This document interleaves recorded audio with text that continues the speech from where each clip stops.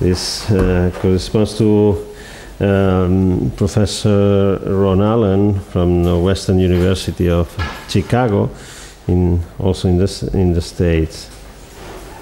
Okay. Also in this case, I'm very grateful with Ron, also because in these precedent weeks he has some healthy problem. I hope this is not data of privacy. No, it's not. and nevertheless, he comes here, and I'll be very grateful for this. Then it's your time. Well, thank you, Jordi. I wouldn't have missed it for the world. So even if they had to bring me in a wheelchair, I would have come. And again, you and Carmen have put together a really quite remarkable event here. I was talking earlier at the coffee how I was sort of skeptical that we'd be able to maintain the conversation for an hour and a half on each paper, and I suppose it's still possible that we won't. But at least 3 out of 4 have been really incredible, and I really enjoyed it. So thank you for inviting us. So I need to say one introductory remark, which has been implicit in many of the things I've been saying today and from the comments from the audience, which is my work is designed to be positive, not normative.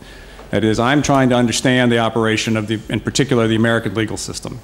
I'm not trying to editorialize or provide normative views or to argue for this, that, or the other thing. Now, thus my self-conceit or self-conception is that of a scientist, not a philosopher. So just to be clear about that. Now, to be sure, suppose you make success in understanding something that may have normative implications. But that's a different question, and that's not the question that I address or am trying to deal with.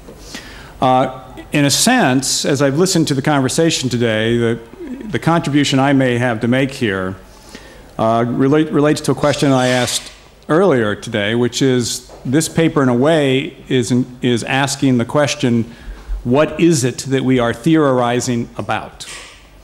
That is the question, in a sense, that is not nowhere in the paper, but as I've thought about how it fits in, that's really the question that this is proposing. I intend to talk about that in a way and do, to begin, something that hasn't been done much of today, which is to say a kind word about probability theory. Not particularly Bayesian probability theory, but conventional probability theory generally. And actually what I intend to do is demonstrate the power of it. Simple conventional probability theory is enormously explanatory and helps understand a whole series of things that go on in the United States, maybe less in Europe. Your point about burdens of production, burdens of persuasion will be interesting to talk about there. I mean, the big difference there is no discovery. You don't have pretrial discovery, so you have an ongoing process, whereas we have pretrial discovery. I'm also going to try to show the relationship, and what this probability theory really allows you to do is provide almost a unified theory, explanation, series of concepts that of evidentiary devices that are employed in various ways throughout the United States, actually in other parts of the world as well. It also then will show, it'll generate an interesting relationship between those evidentiary devices on the one hand, and courts, and in our case, juries on the other. Because in fact, what these evidentiary devices do is they're disguised means by which judges try to reestablish control over the inferential process at trial. Now, that's all going to be the positive side of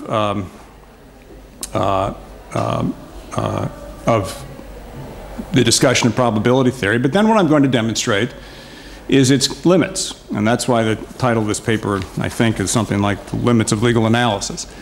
That while all this positive story, I think, is true and enlightening and interesting, at the same time, when you begin to press it, problems begin to emerge in the superstructure that this rests upon, or the foundation that this rests upon. I'm going to demonstrate those problems, again, somewhat along the lines of our exchange of a few minutes ago, the limits of this way of thinking about things, And then I'm going to ask, what's the implications of all this? And what I think the implications of all this is that oftentimes legal analysts, and I'm not making claims about anybody else, but legal analysts employ tools that are not conducive to the task that they put themselves to. And so in this context, the typical tool is simple deductive approaches, simple logical analysis. Being applied to what I'm going to argue, as I was earlier today, is really a system that is wildly complex and simply resists that kind of being captured in that kind of fashion by simple deductive rules. And then I think that has interesting implications too about the nature of the legal system, which is where I'll close. So first, the few good words about probability theory. It's really natural to think about finding facts as a probability. What's the probability that it's going to rain tomorrow? What's the probability it rained yesterday? Makes perfect sense. It makes perfect sense to talk about updating a probability in light of new evidence. These are perfectly plausible ways to think about things, and indeed useful and helpful ways to think about things.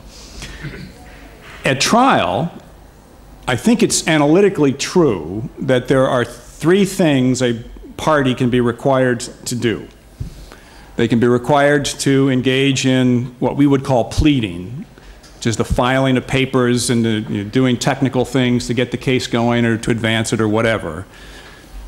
They can be required to bear a burden of production, and they can be required to bear a burden of persuasion. And that really is the three burdens that can be put upon a person, to file papers, to make pleadings, to respond in a formal legal fashion, produce evidence, and then take a risk of losing.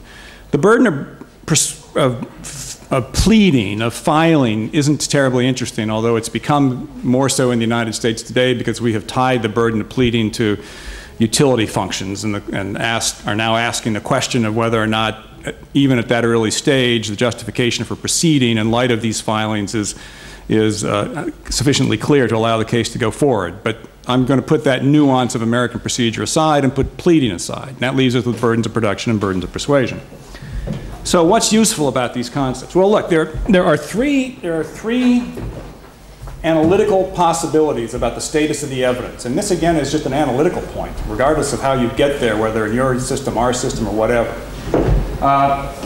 And I put them up here as three line segments. This is a probability line, 0 to 0.10, and there are these three possibilities. Now, where do these come from? Well, let me superimpose a burden of persuasion. Preponderance of the evidence of 0.5. Why would you pick 0.5? It's already been discussed. There are actually reasons to think that it might minimize errors, it might equalize errors. I'm going to show that these reasons to think are not very good, but there are reasons to think that. Now, if that's the burden of persuasion, now all of a sudden these three lines come into focus.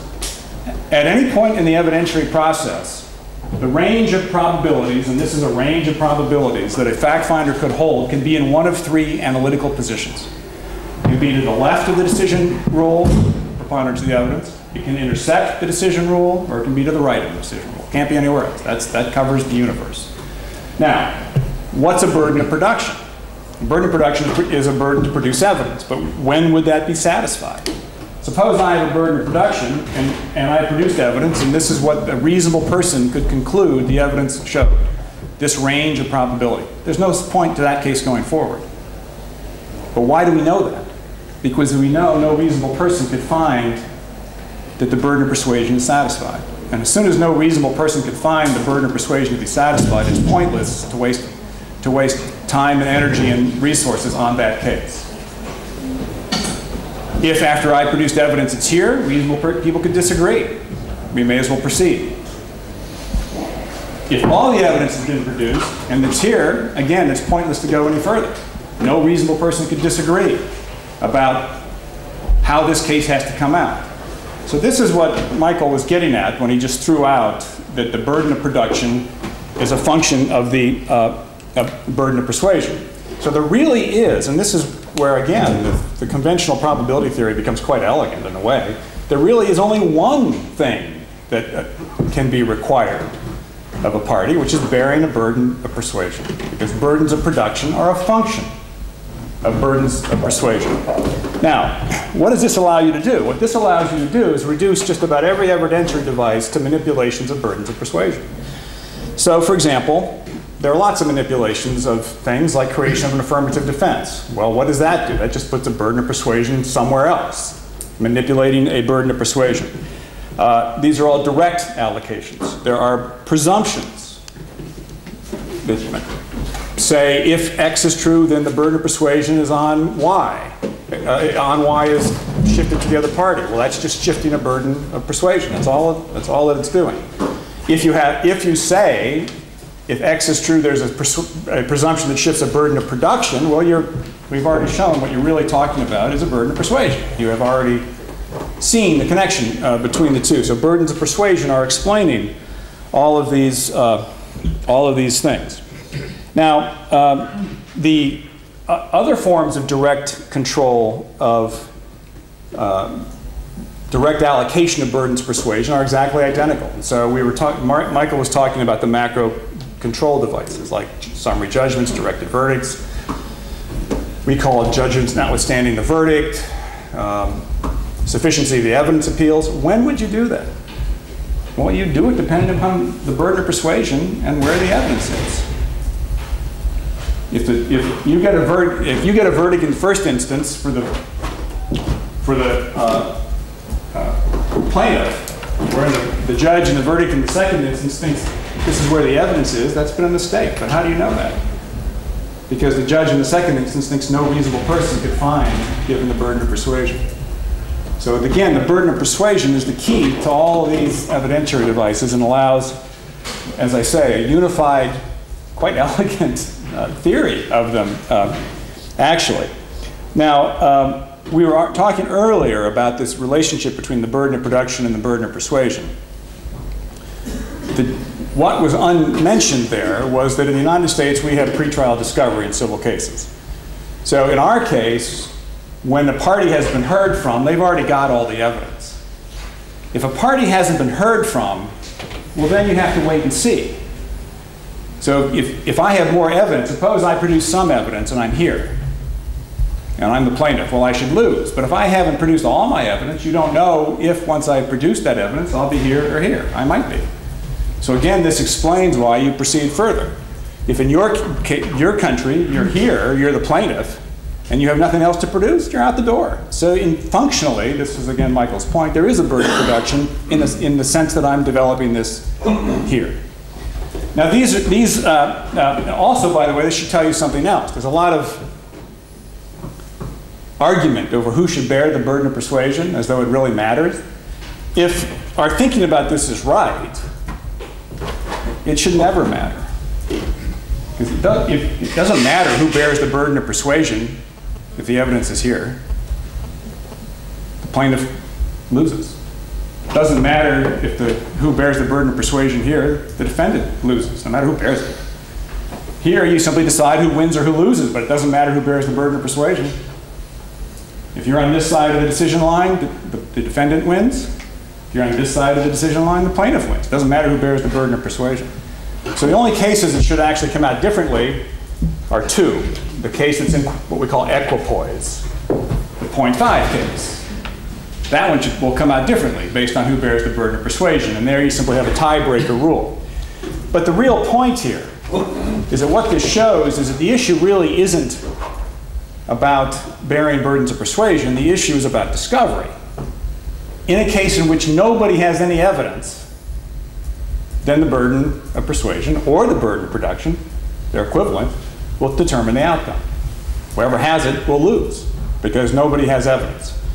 All right, so there is this, as I say, really quite elegant explanation of the evidentiary process, the direct allocation of burdens of persuasion that is all directly derivable from thinking about these things in simple probabilistic terms. There's a lot of indirect control of the inferential process as well. We have the judge-jury divide. So in our system, we have what are called comments on the evidence, where judges comment on the evidence. There are presumptions that create an inference of some fact. There are instructions on inferences. You may have these in continental systems as well. I don't know. Now, what are these things doing? Now, indirectly, what they're doing is they are also manipulating the burden of persuasion. This is a little complicated, but it's a powerful point. Suppose the evidence is here. The judge thinks it should be there or there. Okay? What do? Well, one thing you can do is comment on the evidence, encourage the jury to come out a certain way. So the effect of that is to move the jury or a judge himself, if this is the legislature instructing the judge, from this position to one of those two positions. Now, it's equivalent to doing that to moving the standard of persuasion. So an indirect allocation of a burden of persuasion occurs through the shift of what's called a relative burden of persuasion. The formal burden of persuasion remains this, but in effect, what has happened is because of the judge's actions, he has changed the functional burden of persuasion, or the relative burden of persuasion. Now, that's isomorphic to thinking about these things shifting around. So what this allows one to do is explain things like comment on the evidence and instructions on inferences, presumptions as evidence. Do you have these things? There's a presumption that is evidence of something. This explains it. What you're doing is you're playing with the relative burden of persuasion on that particular issue. So, all right, so this is I'm acutely aware that I'm the last person standing between you and your drink for the night. So I'm going to check my time and try to be brief. No promises, but so this is the positive story that can be told, and this excludes. I haven't even talked about there's been no formal argument about updating evidence, the Bayesian updating of evidence, and there's been a lot of talk about it, but actually it's also a powerful way to think about things. I'm not going to talk much about it today either, but all in all, I think there are some good things to be said about conventional probability theory. But now, what are their limits? Well, there's all kinds of limits, and I want to get to the one that you and I were talking about in just a second. But if you apply these burdens to elements, which I think every system does, just about, you get the proof paradoxes. So that if you prove two elements to a 0.6 probability, the probability of their conjunction, if they're independent, is 0.36, which means the probability of one of them being false is 0.64. If you decide for a plaintiff under these cases, there's a 64% chance of making an error. Now, the answer to this is, well, don't do it incrementally, do it holistically, right?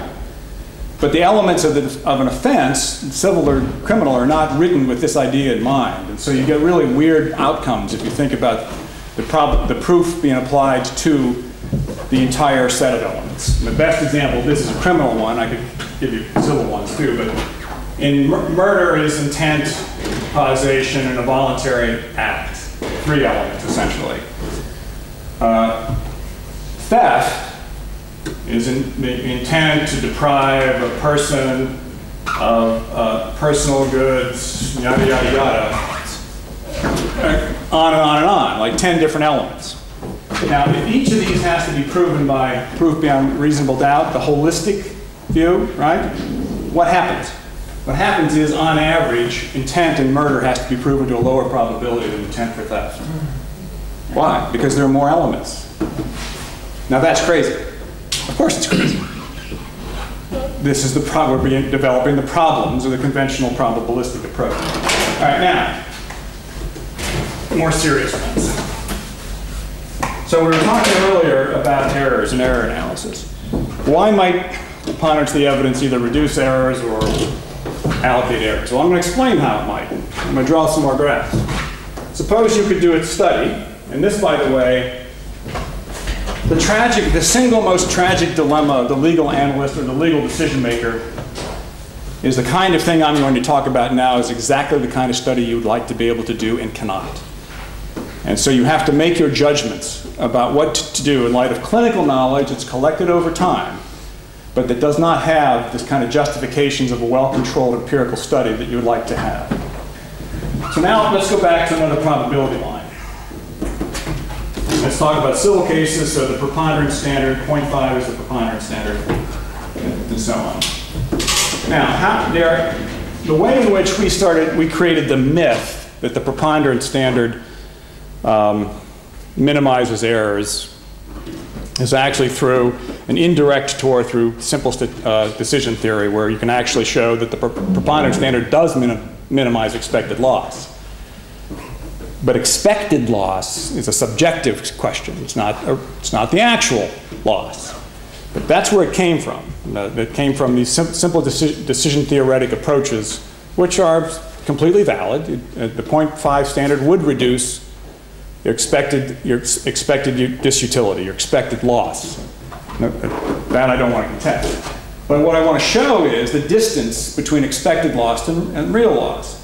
Suppose the expected loss approach were actually accurate. That is, it captured reality.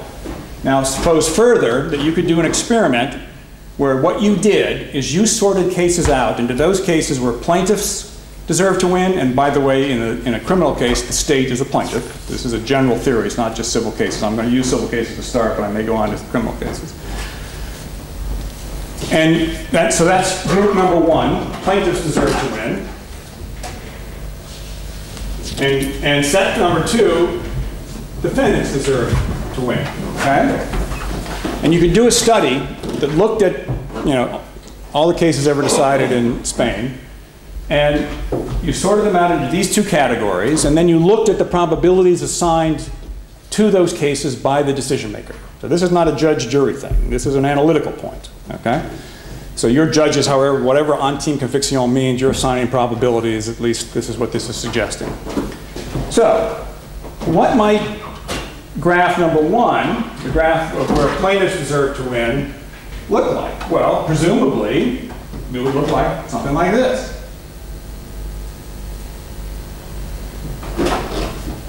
Now, how does this all operate? This is the decision rule, remember? And this is number of cases. The horizontal axis is number of cases. The vertical axis is number of cases. The horizontal axis is probability.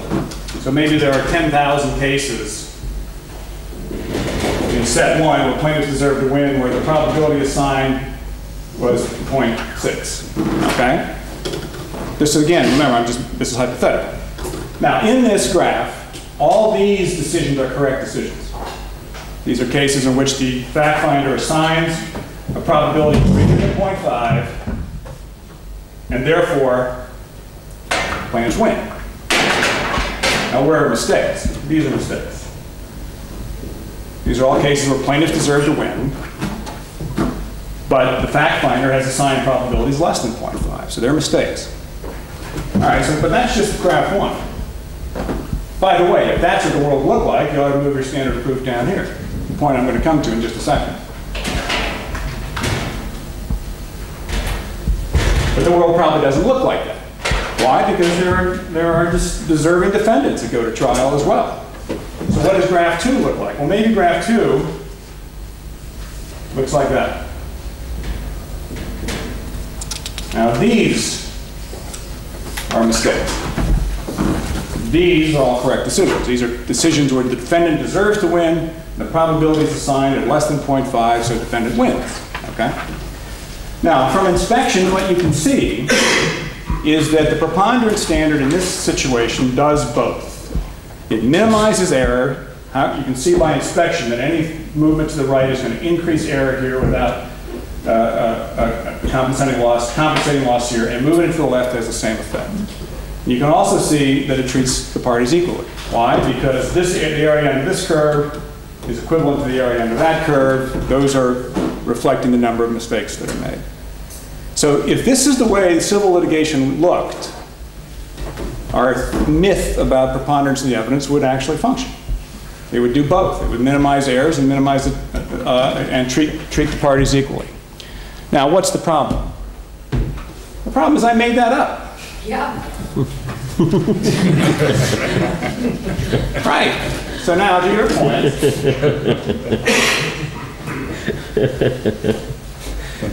what if the reality is something like this? That very few deserving defendants go to trial. Why? Because deserving defendants in the United States are afraid of juries, just as a hypothesis. So they settle if they're deserving. So very few deserving defendants go to trial. But a lot of deserving plaintiffs go to trial.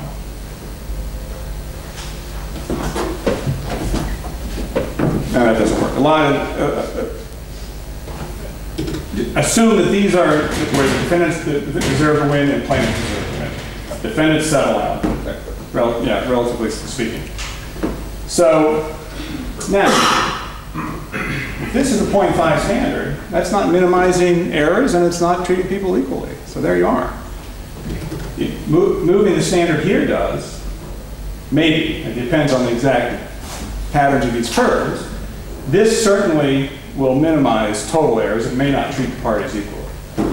Now, how can these be divorced from each other? Well, maybe these curves don't cross. Maybe that's the deserving plaintiffs, and that's deserving defendants. It's an empirical question what the consequence of any standard of persuasion does. And it depends on two different things. It depends on the group, the size of these two sets, the size of the deserving plaintiffs that go to trial and the deserving defendants that go to trial, and it depends on the probability assessments made by the fact finders. You can't say anything algorithmic about either total number of errors or error distribution. Now, this is a problem. So this is beginning to show further cracks, even using a form of probability theory, showing cracks in the use of probability theory to explain juridical events. The problems get worse, though. And here, I would rely on work that Larry and I have done together. Suppose you wanted to treat plaintiffs and defendants distribute errors equally over them, right? Well, and suppose about half the number of cases go to trial are deserving plaintiffs and deserving defendants. Well, one way to treat them equally is to make nothing but mistakes. Make every case an error. That treats them equally. Doesn't minimize errors, but it treats them equally. And you can create the same idea in reverse. You can minimize errors, but treat them really unequally. Or in example we use in proof beyond reasonable doubt, understood as a 90% probability level. In every 100 cases, you could have 90 wrongful convictions and 1 wrongful acquittal. That meets the 9-to-1, 10-to-1 ratio, and you'd have only 1 correct decision.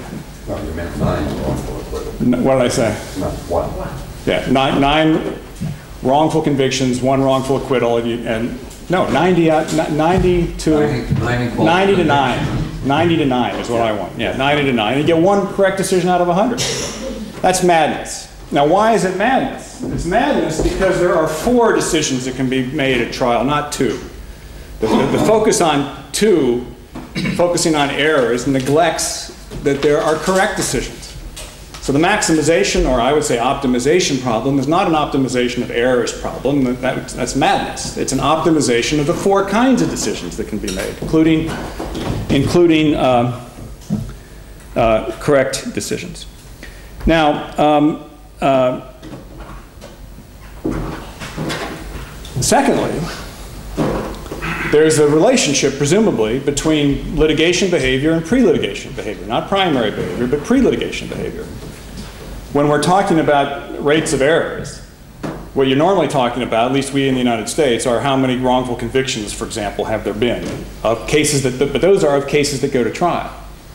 Maybe there's 3, pardon? There can also be pleas. Then there can be pleas. That's my point. And the probability of errors in pleas is surely drastically lower than the probability of errors in trial. And the number of cases that plea out, in which pleas are reached, drastically exceeds the number of cases that go to trial. So a 3% error rate at trial, or even a 10% error rate at trial, may look terrible, but it's looking at only a small set of the cases. It's not looking at the cases that plead before you even get to trial, which also have to be included within the analysis. Now, there's a very interesting counterproductive point here. counterintuitive point, yeah, counterintuitive point here, which is the emphasis on trials might be perverse. It might actually be socially useful to have trials be terrible and make all kinds of mistakes. Why? To give people an incentive to avoid trials, to settle your problems in other ways. It might be socially useful to do that. You certainly think of the opposite. Suppose trials were costless. What would you predict? You'd predict many more trials. Is that a better way to run society? Is that a better way to solve disputes? Maybe not. It may be better to encourage negotiation. So there's an intimate relationship between the pre-trial process and the trial process. But now extend this even more generally. There's a relationship between litigation behavior generally, which is both pre-litigation and trial process, and primary behavior. What people do out there before they get caught up in the legal system. Any thinking about errors, and of course now thinking about correct decisions, has to attend not only to the relationship between the trial and the pre-trial process, but between the litigation process generally and its effect on primary behavior. It's possible, just analytically possible, all I need is to show one case to show you don't have an algorithm. It's possible that this whole thing being in what we call a hellhole, terrible, costly, ruins your life, bleak house to the max, maximizes or optimizes social productivity, primary behavior. Now, no simple conventional probabilistic theory can handle this. It's not of the kind that we are discussing. And so this is, as I say, kind of the dark side of probability theory. Now, showing further, if you will, the limits of conventional legal analysis. And remember, that's the point of this paper, at least part of the point is the limits of conventional legal analysis. I go through in three modern understandings of the burden of persuasion. And being a non-discriminatory critic, I picked on Jordy, Larry, and Michael and I. Michael and I have articulated a theory of the burden of persuasion, which is this relative plausibility concept that uses inference to the best explanation, but as a cognitive process, not as an answer to what's knowledge. I mean, there's a bit of a confusion going on. We're simply talking about how people think about the world, not trying to solve any deeper problems than that. And in my case, maybe not Michael's, it's a descriptive theory. Jordy and Larry have articulated two understandings of the burden of persuasion that, in my opinion, pick up on the things done in science. But as I was saying earlier today, it's always possible you can pick something up useful from the weirdest places. But the idea that the way in which scientists, again using this in a very colloquial and not well-defined term, go about their business maps onto the way we go about ours is not very likely. Why? So look at this example I give on page 11. If you're to have a science of proof, you'd have to have a theory that explained that you could apply, like litmus paper, if you put litmus paper in, it comes out red, it's an acid, it comes out blue at the base. So you need a theory like that for a witness who's telling the truth. So the analogy would be you take the witness, dump the witness's head in a vat of something. If it comes out red, they're telling the truth. If it comes out blue, they're lying. Well, you don't have that. And what you have is a unique event. I mean, literally unique. There's no way to control for all those variables. There's no way to know if a person's sweating is sweating because of the lack of air conditioning at the University of Girona, or whether I'm lying to you, right? Those are equal possibilities. I mean, they're not equal in the sense of the probabilistic way, but they're both possible. Tomorrow, I might be lying or telling the truth for other reasons. I might feel better after a good dinner. I might feel worse. Who knows? There's no way you can control for all these. This leads to the central dilemma of the legal process as compared to scientific inquiries, which I was kind of elaborating earlier.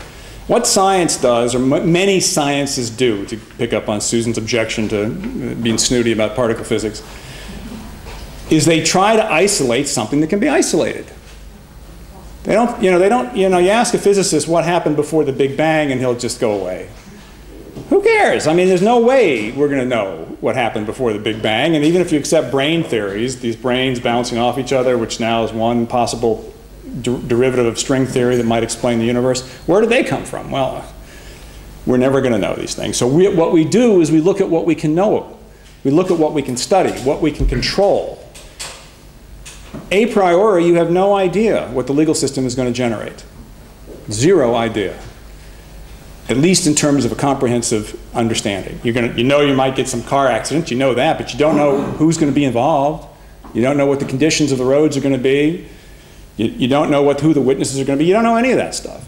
So there's a critical difference between the fact-finding process of the law, which is a priori unbounded, and fact-finding, if I can use that concept, the progression of many sciences. And again, there's a range here from physics to whatever your least favorite science is, but which proceed by controlling variables and doing replicable studies and so on. Now, so what is this, what kind of jumping ahead so I can wrap this up in a few minutes, what does this lead me to think? So by the way, the conclusion of that point of view is, or that argument is that all three of these descriptors of burden of persuasion, they may have their virtues, but they're not capturing a large part of the event we're trying to describe or theorize about. So why? What's going on? Well, this is where I'm beginning to think, and this is where my research is going today. I'm beginning to think that the problem we're identifying here is the use of standard sort of reductive and deductive tools to understand a process that looks more like a chaotic process, chaotic in a technical sense. Maybe fully determined, but you can't tell what the initial conditions were from its present situation. And that then leads to a question: are there other ways to think about things? Are there other ways other tools of analysis, or other ways to think about it? And I'm just going to end with one example of an interesting tool. It's really a metaphor, and then another way to think about the legal system. The interesting metaphor is on page 18, and this is a metaphor, even though it doesn't look like a metaphor, it is. What this business about the watch generator is a discussion of is the solution to a problem that is actually a chaotic problem. The spinning of thread, I don't know if you know this, but the Industrial Revolution in England, in any event, I don't know about Spain, but probably here as well, was based upon creation of cloth out of cotton. I mean, that's what generated it. It turned out to do it in mass quantities, you needed a very consistent source of energy. And you could have, and the steam engine created the source of energy, but the steam engine is a piston-driven engine, so you get bursts of energy. The first attempt to solve this problem, to get the consistent stream of energy, was to put a flywheel on the engine, like you have in your cars today. What a flywheel in one of your cars does is it smooths out the bursts of energy from the pistons firing. Same idea. It goes back to the 1700s. That turned out was not adequate, because there remain fluctuations in the environment, fluctuations in the pressure of the steam, things like that that resulted in not producing a satisfactory flow of uniform energy. Now, this problem has a computational solution.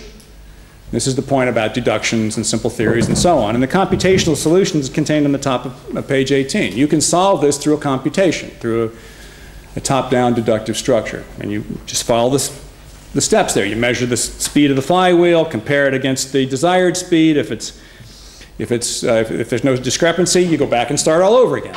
But you have to keep doing this forever, which is costly. If there is a discrepancy, if it's going too fast, you close the steam intake. You close it down, which reduces the amount of steam, which slows down the flywheel. If it's going too slow, You adjust it upwards, increase the flow of energy. And then you start all over again. So there's a computational solution to this problem that looks like a computational solution to problems we've been talking about today, burdens of persuasion, so on and so forth. Now, the trouble is it's enormously costly, and still time is a variable, and you still might not be able to generate a smooth enough process of energy because of the time it takes to engage in these things. The solution to this problem was the Watts generator, which, by the way, as I say, it's called a centrifugal generator. Might have been the source of the Industrial Revolution. What he did is, you see this little spindle with the balls that go like this? Those are free hanging balls. So as the flywheel goes faster, what happens? Centrifugal force forces them out like that. So you get them to where you want them. All right, you set the energy there. This is where you want them. Well, now, if this flywheel speeds up, this happens, and this mechanism at the top transmits immediately to the throttle and closes it down. If it goes below, it transmits it immediately to the throttle and opens it up. And this was the solution, a non-computational solution to a very, very difficult problem with instantaneous communication back and forth between the flywheel and the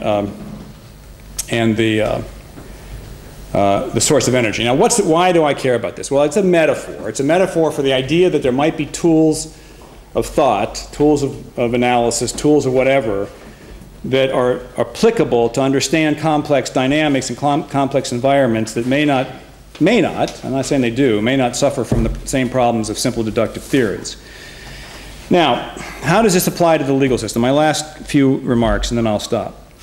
So, when we've been talking about the legal system all day, what we've been talking about is a set of decisions that may occur at trial or at a legislature or wherever, maybe get appealed up the chain and so on. And this is the central concept, and this all involves rules, right? Rules and their application. So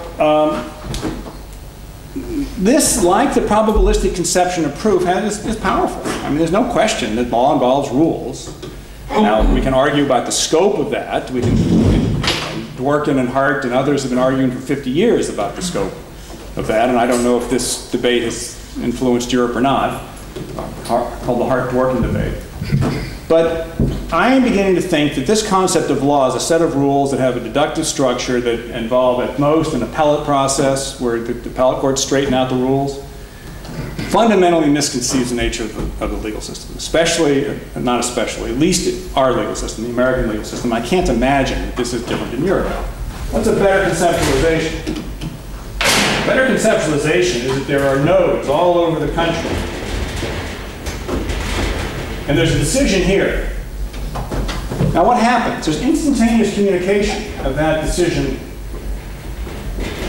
all over the place to hundreds of thousands, if not millions of other nodes that might be interested in this problem. That communication then allows these hundreds of thousands or millions of other possible attractors to begin to influence or affect the consequences of that decision. Whether to think of things that were not done properly in this litigation, to influence legislation, and so on. So what's the point here? The point is that I'm beginning to think of the legal system as a neural network with interconnected nodes in which the issue isn't, do you reach correct legal decisions? The issue is, do you reach equilibria? And you may never reach equilibria. It may be like waves constantly going back and forth across the ocean. You may reach equilibria in some little part, some little obscure part over against some little cove. Now, what does this do? What this allows one to do is to gain the advantage of the intelligence of hundreds of thousands, maybe millions of people, and thus to work through the problems of complexity. Suppose you were a Dworkin type and you said, no, what you need to do is you need to figure out the correct moral answer, which means, make sure your arguments are consistent, this and that. And suppose you had 300 moral propositions, and you had to worry about, or cases, you had to worry about their consistency. You know how many combinations there are to that, including the null set? 2 to the 300. Do you know how long it would take for a computer working at faster than the speed of light to check 2 to the 300th, the consistency of 2 to the 300th combinations. There are estimates of this, but one is 10 to the 30th years. Amen. Now, you know how long the known universe has been in existence? 10 to the 10. Yeah. Now, so if a computer had been operating trying to form a consistent view of something involving 300 propositions, the Dworkian Hart argument about law and this and that, it would, since the beginning of time, this is how much time it would have, and this is how much time it would take. Now, you know what? If you subtract 10 to the 10th from 10 to the 30th, do you know what you get? Just about 10 to the 30th. Yeah, this is a very small rounding error compared to this. Now this is why the Dworkin Hart debate and the nature of law as a set of rules where we're trying to get a consistent system is just crazy. It just can't work. Now, is there anything else that can work? Now again, you see, I hope you see, why I'm beginning to think about this and why I'm interested in the legal system as a neural network. The neural network has at least the capacity to exploit the intelligence of thousands and hundreds of thousands and even millions of people in some instances, which isn't going to get you a correct answer, but it's going to get you better alternatives. And now fall back on inference is the best explanation. The most you can ask any node to do is to make the decision over what's best as presented to it. But the neural network approach means that what will be presented to the next decision maker will have the advantage of having all these other minds having worked out other possible solutions to then be presented to the decision maker. So this is where my work is going right now, thinking about whether this makes sense, whether or not thinking of the legal system, like, to use another analogy, fluid dynamics. You know, you can think of the legal system or like where I really started this 10 or 15 years ago was thinking of the legal system as a rainforest. This is why I was using that analogy earlier. Rainforest is compared to a tree farm. The conventional view is it's like a tree farm, but I think that's false. It's like a rainforest. And so these deductive structures don't work. All right, so that's the best I can do to first defend probability theory, then show its limits, and then that's where I'm going. Thank you very much.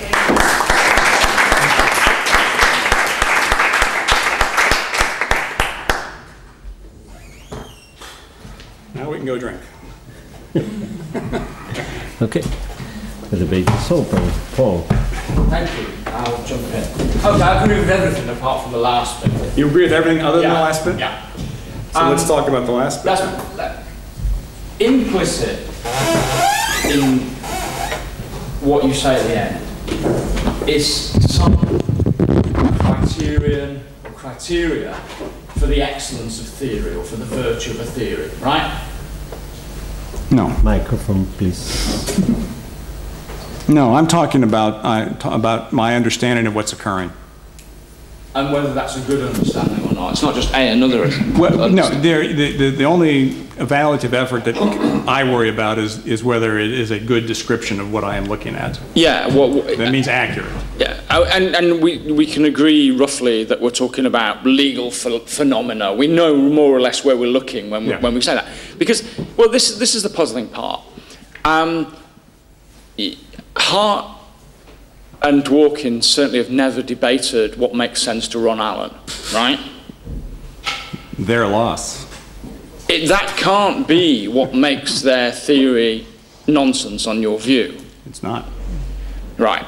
So the point then is that you want a good explanation of these legal phenomena, and therefore there must be some criteria of goodness or badness, which is not simply subjective and idiosyncratic. Agreed? Yes. Okay. Now, my view, for what it's worth, is that there are lots of potentially equally valid ways of describing legal phenomena. Insofar as they're different, it's because they are addressed to different purposes or different audiences or different objects. So what we can say about your conception, which I think is very interesting. I want to hear more. I certainly think it's a promising way of conceptualizing legal phenomena. What we can say, though, is this is certainly not a theory directed to a practitioner audience primarily. Yes, that's true. So, I mean, again, this is a crude dichotomy, but we can say this is an external theory of legal phenomena. And I know, but it's not an internal participant account. From the practitioner's point of view. From the practitioner's point of view, quite so, because we think it is an internal account. Yeah, because we are lawyers and we are given an account from it. Yeah, I agree with that. So that's the puzzling part for me. Why do you need to beat up on Ronnie and Herbert? Because they weren't in this game. Certainly, Dworkin is addressing his theories primarily to legal adjudicators in apex courts making constitutional law. And so you're in a different game. Ronnie's account of the law is in those constraints. No, that's just not true. I mean, first of all, let me say, in my opinion, what's called the Hart-Dworkin debate has been a vast wasteland for 50 years. Not because of Hart, but because of Dworkin. This is not a critique of the concept of law. The concept of law is a powerfully explanatory book, and the postscript even more so, right? So, but what happened? What happened was the Hart-Dworkin debate became an argument about what is the correct, empirically correct. Well, Dworkin sometimes slides over that. But interpretatively correct. Descriptively, empirically correct account of the law. Now, what I think I have shown quite simply today is that Dworkin's account is literally impossible. It's literally impossible. You cannot possibly, now look, what is Dworkin's account? I don't know if we want to get caught up in this or not, but Dworkin's account is, you have rules and you apply them, Hart was right about that and all this other stuff makes sense, but Hart was wrong about the hard case problem or the discretion problem. And why is that? Because any case involving the exercise of discretion involves ex post facto application of rules, and ex post facto application of rules is unjust. In reality, you don't have that, and practitioners don't think they have that. Even in hard cases, what they say is, this is what the rule is. So how can they be doing that? Well, the solution to this is moral principles. That and moral principles are things that you can disagree about, unlike the rule of recognition where the semantic sting and all that, where you can't disagree. And so how then does this all work? Well, the objective is to create, or not to create, but to continue to tidy up law's integrity. The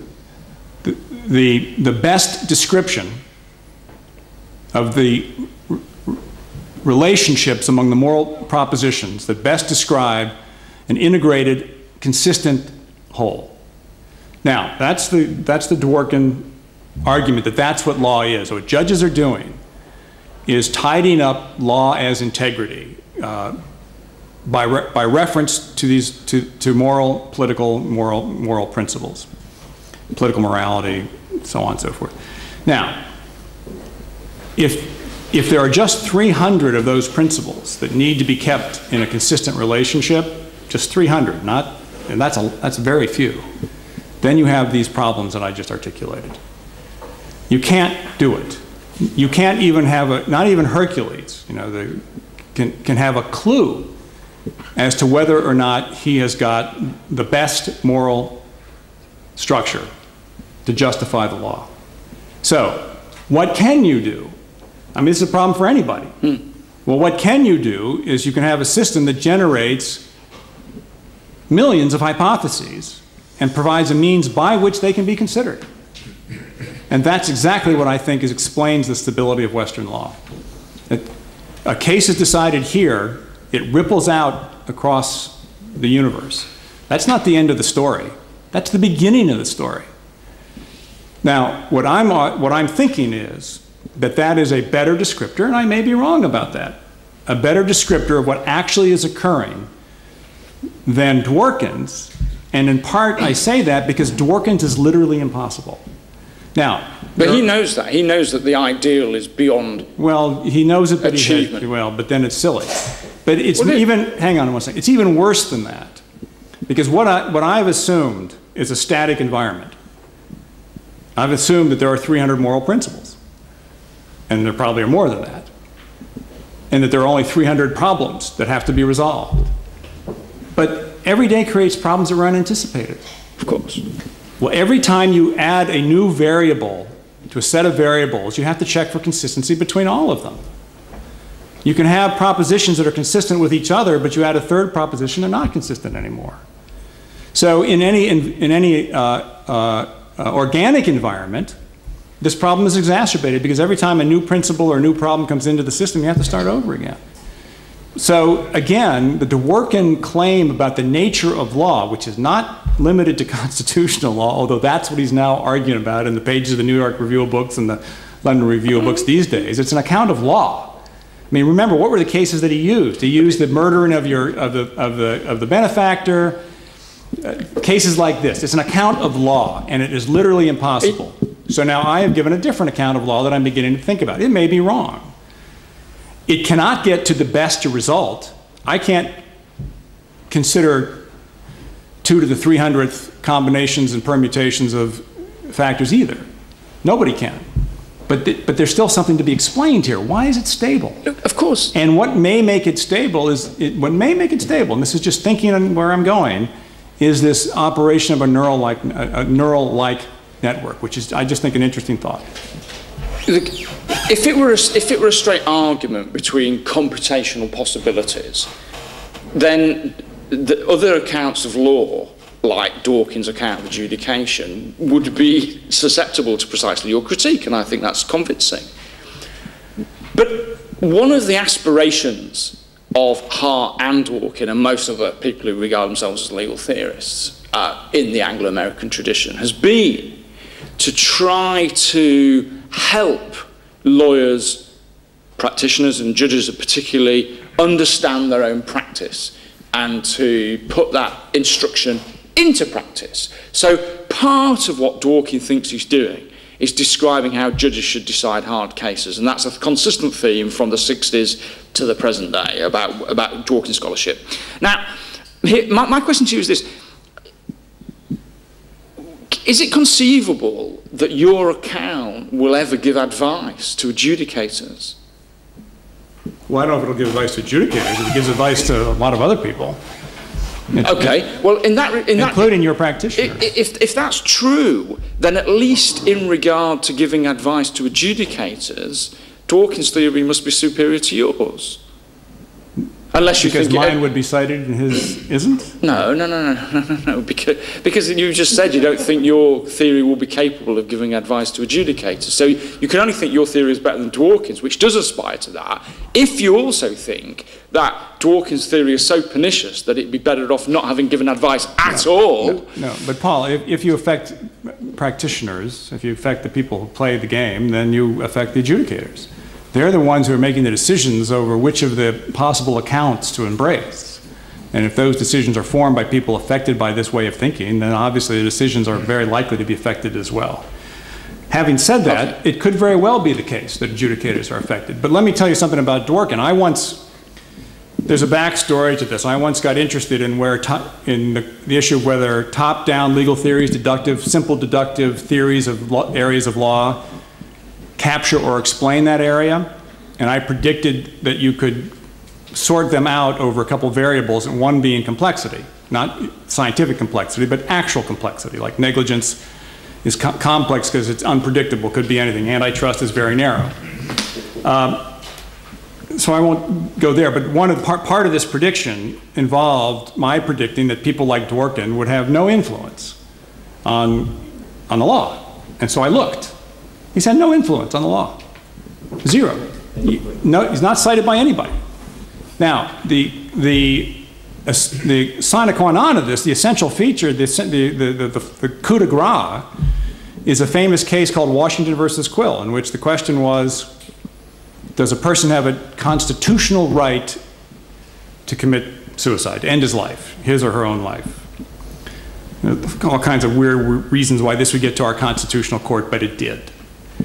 In this case, I'm sure you have this process too, the Supreme Court can take what are called friends of the court briefs, amicus curiae briefs, where interested parties who are not the parties to the litigation can provide their argument as to why the case should come out a certain way.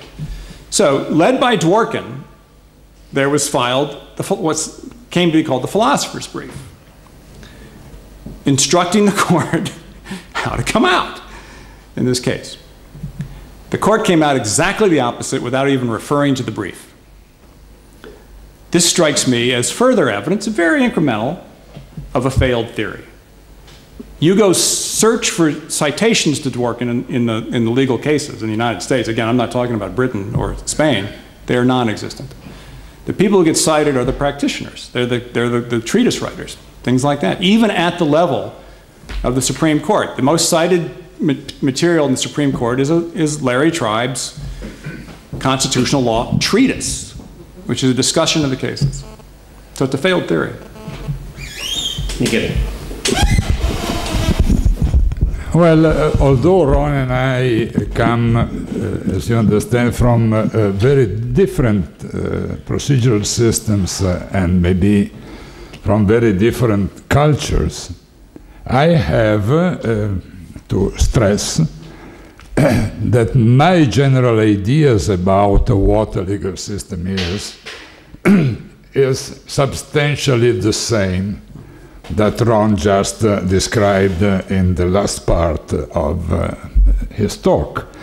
It happened to me to try to explain to a set of well-selected students the last year of the law faculty, the law school, how one can conceive the whole legal systems in a modern way. So to say, setting aside the Kelsen, Hart and Dworkin are not the only ones that who tried to understand what a system is. No? There were Kelsen, Bobbio, and all the continental tradition in legal philosophy. No? But the only means that I found in order to give them an effective metaphor was to use some of the concept of the theory of complex systems. So the basic point was Ilya Prigozhin work about that, because some of those concepts that you don't find in any legal theory, as for instance the concept of bifurcation, may explain several things occurring in the dynamics of a legal system. A last word to the practitioner. I am rather accustomed, as many of us, to teach to practitioners in postgraduate school and so on. But, well, that's a different system. If I am trying to explain anything to a practitioner, the level of the discussion, I don't say it's lower, it's higher, it's completely different. Because I have to teach to these people how to behave, the strategies, how to deal with the case, starting from the pleading moment up to the end, according to the legal systems in which we are talking. But my experience also is this: a good practitioner, not the average or low-level practitioner of law, the good, very good practitioner, be it a lawyer or a judge, has to have a credible idea of how the whole machinery is going on. If not, even the practice, the daily practice of law may be grounded upon a mistaken view of what's happening in a process. Consider only, and I shut up, one problem that is common to all the systems of the administration of justice now. I mean the problem of precedent. Yeah. The precedent doesn't exist only in England or in common law systems. In Italy and in other systems, we use precedents every day, thousands of them. And how to explain such a phenomenon I mean, my Supreme Court delivering 60,000 decisions each year to a practitioner. I can't tell him, listen, there is one case decided in 55, so you connect to that and no. Databases, computers, and so on are in the hands of the common practitioner. Just to say that a holistic or a complete, at least general, vague as you want, hypothetical as you want, perception of how the whole machinery works is necessary to the practitioner as well, not only to just a bunch of theoretical-minded people as we are.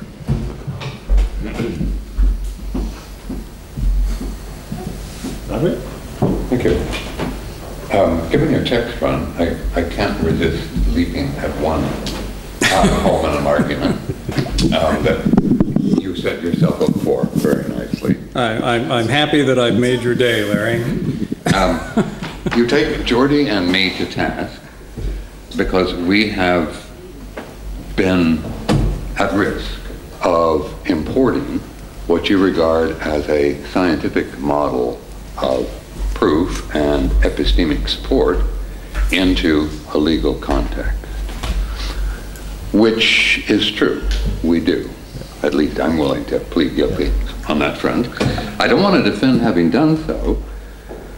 What I find a little curious is that that criticism from you, of course, coexists side by side with your suggestion that to understand the legal system, we should consider neural networks, fluid dynamics, and centrifugal governors. I am actually aware of the irony of this. Mild attention. Yeah. You want me to explain it? Enough said. So the explanation, now I'm not going to talk about Jordi's, I'm going to talk about yours. Yours isn't a good theory. It's not that it comes from science, it's that it's not descriptive, in my humble opinion. Now, you and I in conversation have changed my view of what you were trying to say, right? But the way it initially appeared is it looks like it was relying on the discovery phase of scientific research and the epistemic tools there, which that's why I went into this business about the difference between science and lay decision making, which is just not the problem. You don't have replicable studies, you don't have surprising predictions. You have, he raped me, I didn't rape her. Well, none of that's surprising. It's all very banal and mundane. So I just think that, with all due respect to one of my best friends, that wasn't your best effort. But looking at the legal system on the analogy of a centrifugal governor, strikes you as a more apt analogy? Well, but actually what I said there was, it's a metaphor. Oh, well, that's right. Exactly. But don't give up there. Fluid dynamics isn't a metaphor. And emergent complex adaptive systems is not a metaphor. And that may very well be what this is. I mean, we'll have to wait till you invite us back again for another conference to find out. But the other irony here is this is a theory about inability to theorize. I mean, at the deepest level, I'm explaining why theorize. I have a theory of why theories are not very good. Okay. I'm not quite sure how to put this, and I'm not sure to what extent the point is verbal and to what point it's substantive. But first of all, the picture that you present at the end made me feel a lot better, because I have been struggling with the question. You know, if some people want to talk about the truth of legal norms. Frankly, this makes no sense to me. And part of the reason, I think, is that the people who want to talk that way are morally much more confident of their judgments than I. And I've been asking myself, well, how would a moral fallibilist look at this? Well, it's a lot better if you have many fallible people doing their best, because you may get a better upshot than one guy very sure of himself, top down. Okay, so this is in no way an objection to The general picture. The general direction of it. On the contrary, the general direction of it makes me think maybe I'm not mad after all, which is very comforting. But there's a description of what's supposed to be dramatic about it on page 18, which is, the most dramatic point is that some problems can be solved other than through deductive arguments. And my reaction to that is that's not dramatic at all. Okay. Okay, the sciences don't work this way. So this is not a dramatic point. So there must be a better way to put what it is that you want to say than that, because that's a trivial point, I think. Okay. Okay? Yeah, that's fine. Okay. Yeah. I'm glad that you feel better. That's the most important thing that you... You understand, from a normative point of view, I feel better, even though that's not your purpose. Yeah, but Susan, a lot of what's going on in here and the related articles that are being produced right now is really strange from the standard legal analytical point of view. I understand, yes. And so when I say, what I meant by that is that here was a solution, even though Larry was a metaphor, here is a solution to a very complex problem that is not deductive in its structure, just suggesting the possibility that there may be others. Now, to you, maybe that's commonplace and banal.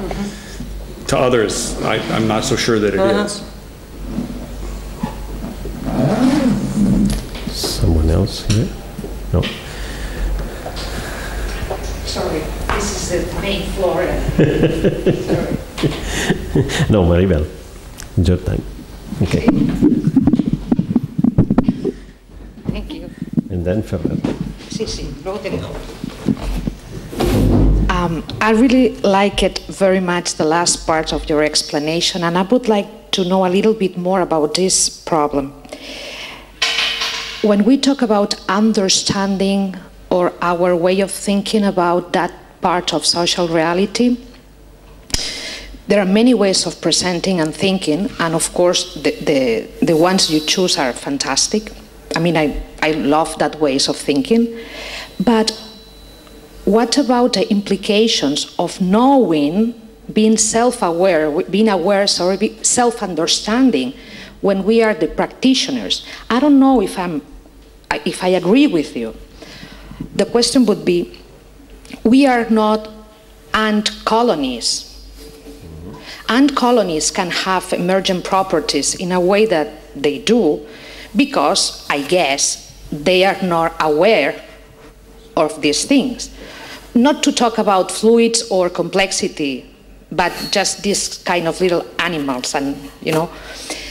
So if we would be these sort of entities, probably a God, that is now we, can look at that and says, well, this is the kind of complexity and the structures that make me understand better that part of reality and how they behave.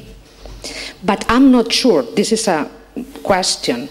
I would like to know, what do you think about the way of being the way of being aware, or the way of a self-understanding change of this? I have an example. In Spain, in the Constitutional Court, during at least 20 years, a lot of decisions about the 14th article of the Constitution, that is equality before court, equal treatment before court, has been producing jurisprudence, precedents. The doctrine that you can derive from this lot of sentences is incredible, I promise you. But nobody practicing law paid too much attention. It's like if you discover a way of taking decisions and you show, look what the trials, the courts are doing. I guess that if in every door of a law faculty you would put what they are doing, many things would change, because being aware of a part of reality would change our way of acting. So what do you think about this limit of our way of understanding social reality?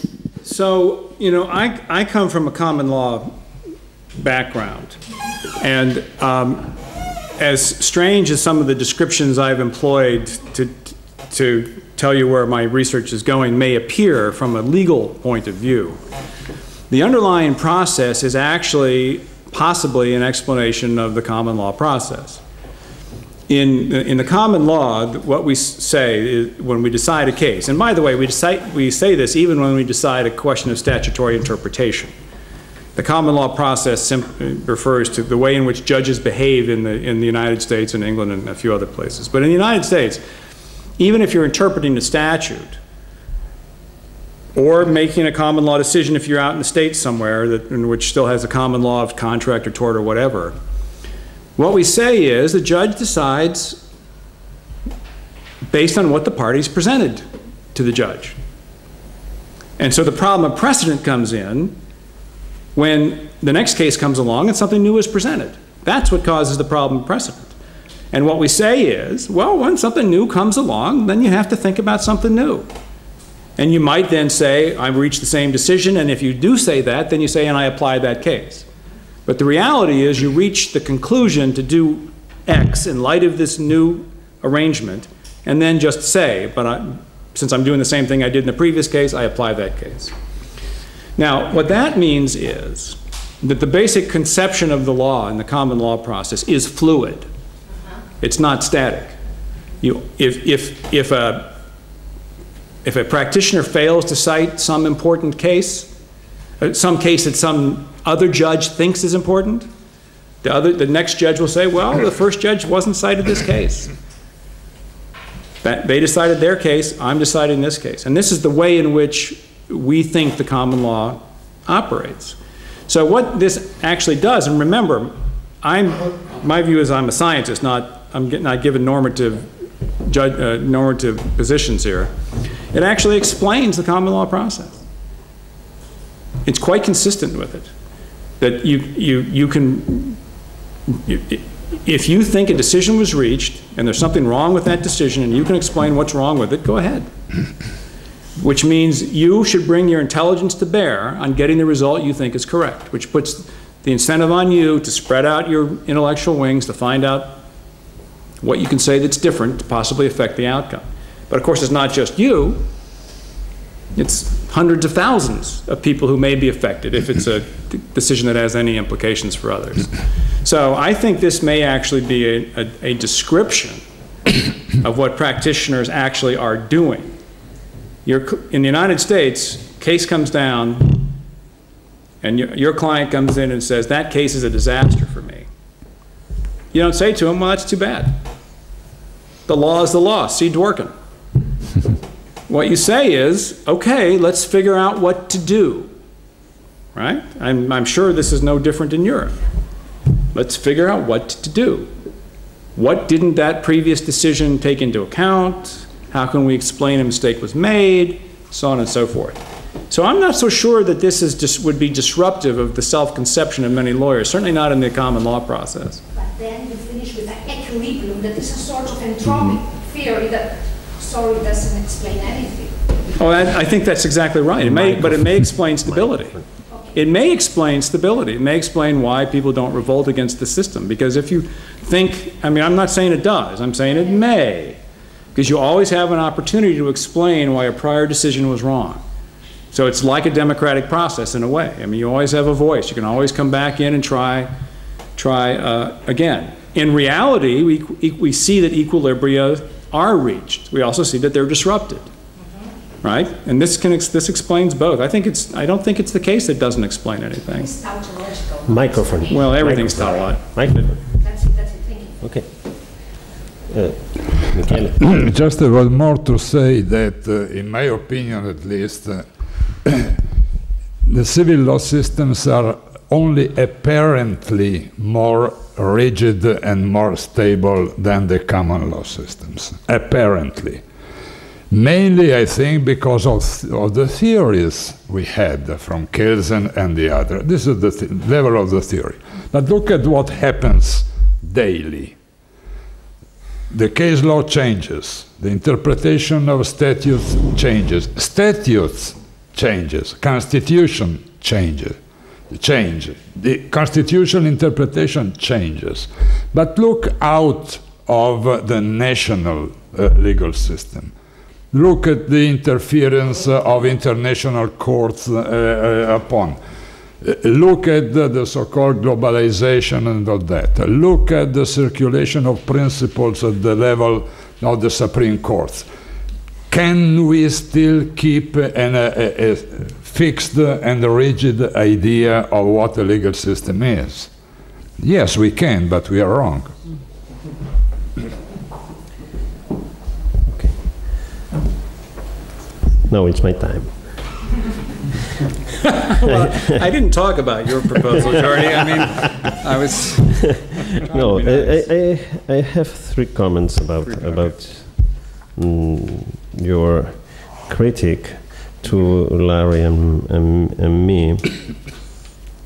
The first one is this.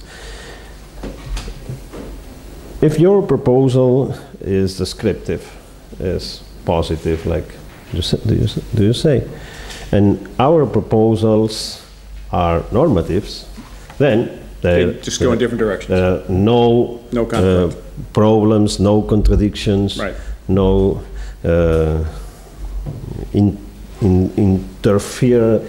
sphere between your proposal and our proposals. Right. So I agree with point number one completely. Second one. Our proposal, at least my proposal, is normative only in a methodological sense, no in the political sense or moral sense. It's normative only in the sense in which I say something like that. If you would formulate, if you want to formulate a standard of proof that it could be applied and controlled in the application, then this is one way to do it. This is one we can use. Right. But it's only an example. It's only an example. It is not my proposal, my political proposal, in order to have a correct standard of proof for criminal process. Also because I think that in the same line of Larry arguments, for different crimes we need different standards. And this is only only an example that doesn't function for all crimes, can function for all crimes, all societies, all states, etc., etc. Then it is not normative in the sense of political proposal, but only in the sense of epistemological or methodological proposal in order to formulate a standard of proof. But here there is another critique in your paper about the main formulation of this example of standard. You say, with regard to the first part of the definition, the first clause of my proposal, in page 13. 17? 13. 13. The first clause says the hypothesis should be able to explain the available information in a coherent way, and predictions about new information that the hypothesis managed to outline must have been confirmed. And do you say, with regard to the first part of the definition, this clause, trial, at least in the United States, do not involve hypotheses that predict new information? And my answer is, then they are not hypotheses. If we are in front of something that could be named an hypothesis, it is always possible to predict new information. new information is not for the future. Maybe it's information that is unknown, information of the past that is unknown and can be proved about evidence. And the judge, in this proposal, the judge is in the position in which he or she may control if the hypothesis allows to formulate some predictions, if it's not an hypothesis, and if this type of predictions are contrasted, are corroborated, with evidence in the process. Right. Okay. Then I can see your critic in this point in the States, in Spain, and also in Rwanda. All the hypotheses can allow us to formulate predictions, and these predictions can be controlled. And the process of evaluation of proof, evaluation of evidence, in order to determine if the hypothesis is proved or not, is the process to control if the predictions that allows to formulate the hypothesis are occurred or not. Okay, so the first point we. Okay. There is a third point. Okay, I thought that was second and third. All right, that's just still two. Okay. With regard to your proposal, it's only a quick question. Your proposal have an universal scope almost for the states. That is, for example, do you think that it functions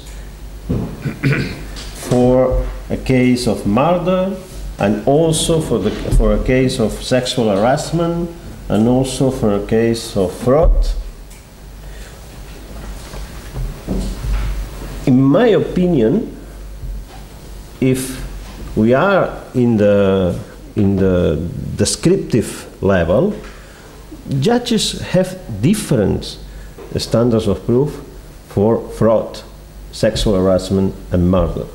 And we cannot formulate a standard of proof for criminal process, a reconstruction, an unique reconstruction of the standard of proof for the prosecution hypothesis for the criminal process. If this is the pretension, I think it's false. If what is? If there's a universal standard? If I'm claiming there's a universal standard, now you're going back to the relative plausibility stuff that Michael was talking more about than I did. That's really not the focus of this. But dealing with the third one first. Remember, this is an effort, from my point of view, this is an effort to understand what's going on, not an effort to prescribe what should be going on. In that context, when a person asks themselves, is there a plausible account of whatever it is, murder, sexual harassment, whatever it may be, I suspect it is psychologically the case that in asking that question, they take into account the consequences of the decision. That there's a reciprocal ping-ponging back and forth between those. Now, so in fact, it seems to me that if that's right, it's very plausible that the story we're telling is exactly universal. Now, what it means to be a plausible case may be influenced by the problem that the judge or the jury or whoever is deciding the case has, but for me, that's a detail. If what's actually going on is they're asking, is there a plausible story of guilt? Yes. Is there a plausible story of innocence? Yes. Innocence. However they form those beliefs is almost an irrelevancy. Is there a plausible story of guilt? Yes. Is there a plausible story of innocence? No. Guilt. Now, it may be that in deciding what's plausible, they take into account what they think to be the consequences, the risks of error, so on. So I think I'm not claiming that this is a perfect theory. I'm just responding here to your particular point. It could very well be quite explanatory. Moreover, you have the problem, you know, the dog that didn't bark. I mean, we can sit here and talk about plausible stories. There's a plausible story of guilt and no plausible story of innocence, but it's not a very highly probable story of guilt. That actually almost doesn't have a domain in which it operates. If the dog didn't bark, the dog didn't bark. And the only story that you have on, this is the Sherlock Holmes reference. If the only story you have is one of guilt, it's the only story you have. End of story. Right? So that's going to look like it's the truth.